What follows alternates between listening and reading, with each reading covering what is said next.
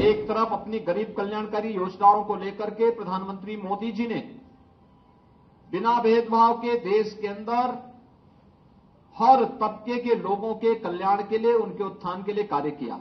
लोगों की संपत्ति का सर्वे करवाएंगे और संपत्ति सर्वे करके फिर उस संपत्ति को अपने अनुसार फिर उसका बंदर बांट करेंगे। इसके लिए वह जातीय जनगणना को आधार बना रहे हैं। 65 वर्षों तक शासन किए, एससी, एसटी, ओबीसी और अन्य जातियों को इन्होंने उनका अधिकार नहीं दिया। कांग्रेस की मंशा और इंडी गठबंधन का मंशा है अनुसूचित जाति, जनजाति और पिछड़ी जाति के अधिकारों पर डकैती डालना। मित्रों, इंडी गठबंधन और खासतौर पर कांग्रेस और उनके सहयोगी दलों के जो घोषणा पत्र हैं, घोषणा पत्र के विभिन्न प्रावधानों के खतरनाक इरादों की तरफ ही ध्यान आकर्षित करने के लिए आज हम सब जनता जनार्दन का ध्यान आकर्षित करना चाहते हैं। जनता जनार्दन का ध्यान, और खासतौर पर इन मुद्दों को लेकर के एक तरफ 1970 के दशक में तत्कालीन प्रधानमंत्री श्रीमती इंदिरा गांधी जी ने देश को गरीबी हटाओ का नारा दिया था। गरीबी नहीं हट पाई क्योंकि इस प्रकार के कार्यक्रम नहीं थे। उनके 19 सूत्री 20 सूत्री कार्यक्रम बनते थे, लेकिन वे फाइलों तक कैद होकर के रह जाते थे। शासन स्तर पर अगर किसी गरीब के लिए योजना का लाभ भी देने की बात होती थी तो वह कमीशन खोरी की भेंट चढ़ जाती थी। योजना का लाभ चेहरा देख करके देने की जो प्रवृत्ति कांग्रेस ने उस समय प्रदान की थी, कमोवेश वही स्थिति हम लोगों को यूपीए सरकार के सामने और विभत्स रूप में देखने को मिला। आज का जो कांग्रेस इंडी गठबंधन से जुड़े हुए सहयोगी दलों के जो घोषणा पत्र जारी हुए हैं, उस घोषणा पत्र को देख करके हम कह सकते हैं, एक तरफ अपनी गरीब कल्याणकारी योजनाओं को लेकर के प्रधानमंत्री मोदी जी ने बिना भेदभाव के देश के अंदर हर तबके के लोगों के कल्याण के लिए, उनके उत्थान के लिए कार्य किया और 10 वर्ष में 25 करोड़ गरीबों को गरीबी रेखा से उभार करके उन्हें खुशहाल जीवन जीने के लिए आगे बढ़ाने में मदद की। और दूसरी तरफ कोई भी इस प्रकार के प्रमाण कांग्रेस या उसके सहयोगी दल नहीं दे सकते कि जिन्होंने देश के अंदर सर्वाधिक समय तक शासन किया, आखिर इतने लंबे समय तक शासन करके 65 वर्षों से अधिक समय तक देश के अंदर शासन करने के बावजूद उनका पॉलिटिक्स परफॉर्मेंस पर आधारित क्यों नहीं बन पाया था? क्यों इनकी योजनाएं पिक एंड चूज की थी? चेहरा देख करके योजनाओं का लाभ देने का कार्य क्यों? और खासतौर पर अब दादी के दिए गए नारे को पोते के द्वारा किस प्रकार से तोता रटंत की जा रही है कि हम एक झटके में गरीबी हटाएंगे, और गरीबी कैसे हटाएंगे इसका अगर आपको उनके घोषणा पत्र में देखना हो तो यह खतरनाक इरादा भी है और हास्यास्पद भी है। वो कह रहे हैं कि हम लोगों की संपत्ति का सर्वे करवाएंगे और संपत्ति सर्वे करके फिर उस संपत्ति को अपने अनुसार फिर उसका बंदर बांट करेंगे। यानी पहले देश के संसाधनों पर लूटपाट।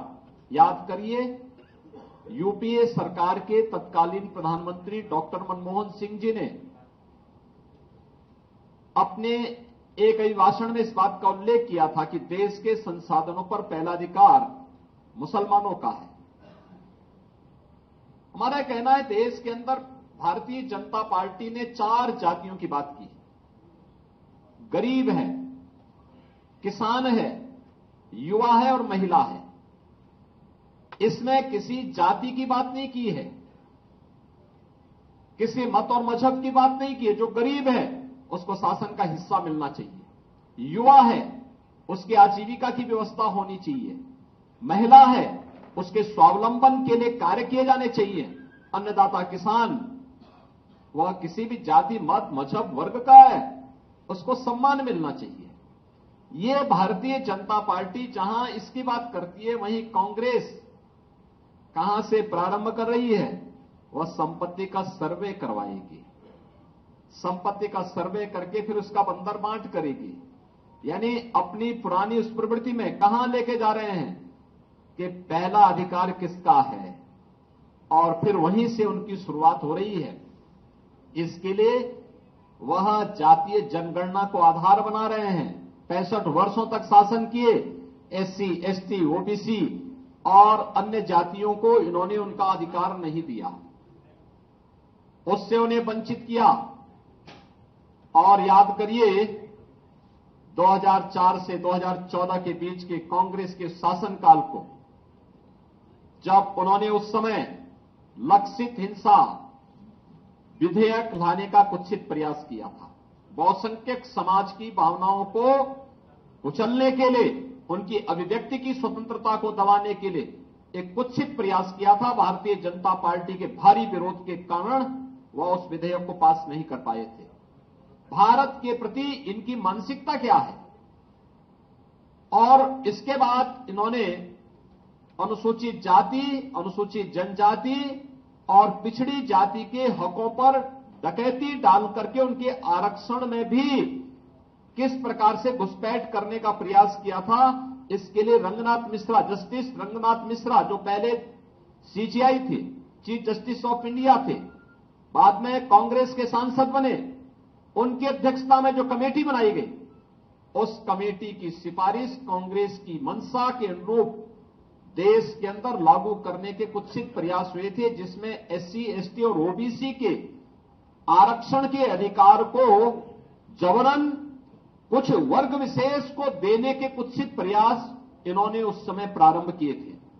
और फिर सच्चर कमेटी की रिपोर्ट में भी दलितों के, अनुसूचित जाति जनजाति के आरक्षण में घुसपैठ करके एक हिस्सा इसको भी मुस्लिम वर्ग को जबरन देने के कुत्सित प्रयास किए गए थे, जिसका उस समय भारी विरोध हुआ था। यानी कांग्रेस की मंशा क्या है? कांग्रेस की मंशा और इंडी गठबंधन का मंशा है अनुसूचित जाति, जनजाति और पिछड़ी जाति के अधिकारों पर डकैती डालना, और इसके लिए वे सरकार में आना चाहते हैं। इसके लिए जातीय जनगणना कराना चाहते हैं। इसके आधार पर समाज को, पहले जातीय जनगणना के आधार पर बहुसंख्यक समाज को आपस, सामाजिक ताने बाने को छिन्न भिन्न करने का प्रयास करेंगे, आपस में विभाजित करेंगे, और फिर उसके बाद उनके आरक्षण के अधिकार में जबरन उसका बंतर बांट करने का काम भी इनके द्वारा करने का प्रयास होने जा रहा है। और यह एक खतरनाक इरादा इनके द्वारा अपने इस जो है घोषणा पत्र में इनके द्वारा करने का कुत्सित प्रयास प्रारंभ हुआ है।